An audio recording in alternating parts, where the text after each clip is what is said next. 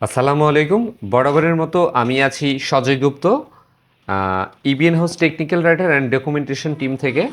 আজকে আমরা দেখব কিভাবে আপনি একটি এফটিপি অ্যাকাউন্ট ক্রিয়েট করবেন এবং সেটা ফাইলজিলার সাথে কানেক্ট করবেন।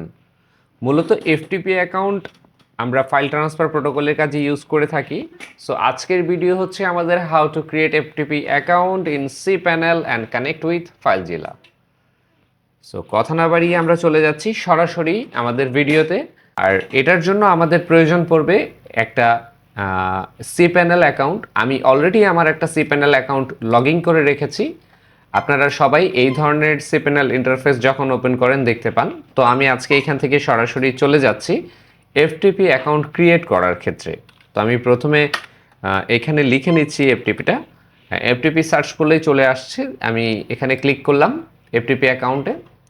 তো আমাকে এখানে অপশন দিয়েছে যে আমি এফটিপি অ্যাকাউন্টটা যেহেতু ক্রিয়েট করতে চাচ্ছি, তো আমাকে এখানে বেশ কিছু প্রসিজিওর ফলো করতে হবে। যেমন এখানে আমার এফটিপি অ্যাকাউন্টটার ইউজার নেম কী হবে সেটা লিখতে হবে। সাপোজ আমি এখানে ইউজার নেমটা দিয়ে দিচ্ছি। আমি এখানে ইউজার নেমটা বাবু দিয়ে দিচ্ছি, BABU। সরি, আমার ক্যাপস লকটা ওপেন করা ছিল, BABU বাবু। ওকে, আমি এতটুক দিলাম, হচ্ছে এটা আমার ইউজার নেম। দেন আমি এখান থেকে পাসওয়ার্ড দিব। পাসওয়ার্ড জেনারেটরে ক্লিক করলাম। আমি এখান থেকে এলোমেলো একটা পাসওয়ার্ড জেনারেট করে নিলাম, কপি করলাম, এখানে আমি পাসওয়ার্ডটা পেস্ট করলাম। দেন এখানে আবার পাসওয়ার্ড পেস্ট করলাম। মূলত হচ্ছে এটা হচ্ছে আমার অ্যাকাউন্ট। আমি এটা কেটে দিব, যেহেতু আমার পুরো অ্যাকাউন্টারই অ্যাক্সেস দরকার। তাই আমি এটা থাকলে আপনি শুধু এই লিঙ্কেরই অ্যাক্সেস করতে পারবেন। তাই আমি এটা এখান থেকে কেটে দিচ্ছি। তাহলে আমি পুরো অ্যাকাউন্টটাই অ্যাক্সেস করতে পারবো। তো এই পর্যন্তই আমার কাজ ছিল। তো আমি এখান থেকে আমার সার্বিক কাজগুলো সেরে ফেলেছি। তার নিচেই আমরা দেখতে পাচ্ছি ক্রিয়েট এফটিপি অ্যাকাউন্ট। এটা খুবই সাধারণ একটা ব্যাপার, এফটিপি অ্যাকাউন্ট ক্রিয়েট করা। আপনারা যারাই দেখছেন, আপনারা খুব সহজে এখান থেকে ক্রিয়েট করে নিতে পারবেন। তো আমি এখান থেকে ক্রিয়েট এফটিপি অ্যাকাউন্ট দিলাম। অ্যাকাউন্ট অলরেডি ক্রিয়েটেড আমাকে এখান থেকে দেখাচ্ছে। অ্যাকাউন্টের নেম হচ্ছে বাবু।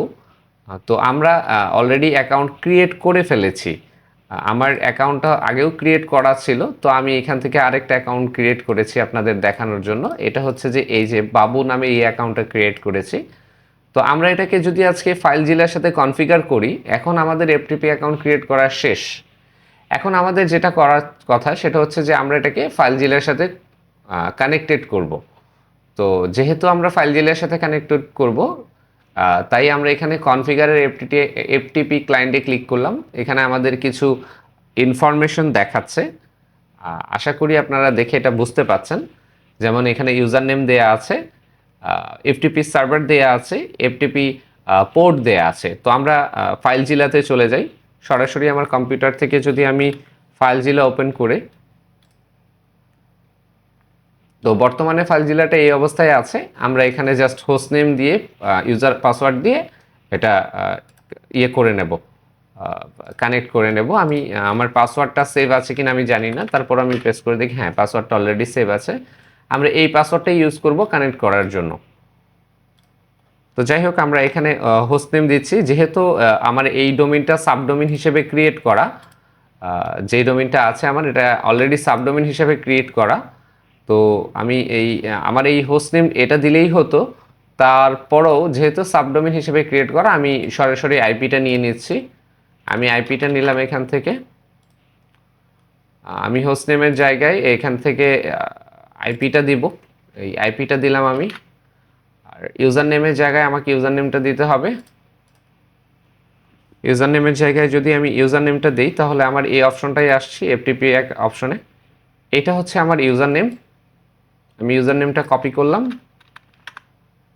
দেন আমি এখান থেকে ফাইলজিলায় গিয়ে ইউজার নেমটা দিলাম। আর অলরেডি আমার পাসওয়ার্ডটা ছিল, আমি এখান থেকে পাসওয়ার্ডটা নিলাম, কপি করলাম। দেন এখানে চলে আসলাম। আমি ফাইলজিলায় গিয়ে পাসওয়ার্ডটা দিব। আমাকে অলরেডি এখানে পোর্ট দেখিয়েছে, যেটা কোন পোর্টের আছে অলরেডি মনে হয় আপনারা দেখেছেন। এখানে আমাকে একটা হোস্ট নেম দিয়েছে, মানে সার্ভার নেম। আমি এই নেমটা ব্যবহার না করে সরাসরি আইপি ব্যবহার করেছি। ইউজার নেম হচ্ছে আমার এই উপরেরটা, এফটিপি ইউজার নেম লিখাই আছে এখানে, এবং এখানে একটা পোর্ট দেয়া আছে। তো যাই হোক, পোর্টটা হচ্ছে 21, যদিও সেটা আমাদের জানাই থাকে, তারপরেও আপনাদের সুবিধার্থে আমরা শো করলাম এখানে। তো আমি এখানে জাস্ট পোর্টটা লিখে দেব, অ্যান্ড দেন আমি এখানে কুইক কানেক্টে ক্লিক করে দেখব কি হয়। বুম, অলরেডি এটা কানেক্টেড হয়ে গেছে। মানে এত সহজেই কানেক্ট হয়ে গেল, যেটা আসলে খুবই সহজ একটা ব্যাপার। আপনি এখন আপনার কম্পিউটার থেকে যে কোনো ফাইল এখানে ট্রান্সফার করতে পারবেন। সাপোজ আমি যদি এখানে একটা ফাইলে যাই, এখানে আমার কিছু ছবি আছে দেখতে পাচ্ছি, আর এটা হচ্ছে আমার সার্ভারের অ্যাকাউন্ট, মানে আমার লোকাল, আমার সি প্যানেলের যে পাবলিক ডট এইচটিএমএল আছে এটা, বা পাবলিক ডট এইচটিএমএল এর বাহিরে যে অপশনটা যেটা কানেক্ট হয়ে গেছে। তো আমি জাস্ট এখান থেকে একটা ছবি খালি এনে এখানে ছেড়ে দিলাম,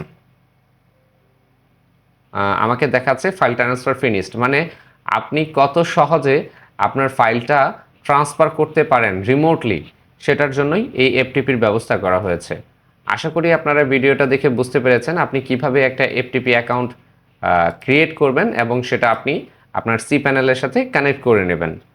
আজকের ভিডিওটা এই পর্যন্তই ছিল। আপনাদের সবাইকে ধন্যবাদ। শুভকামনা রইল সবার জন্য। ধন্যবাদ, ভালো থাকুন।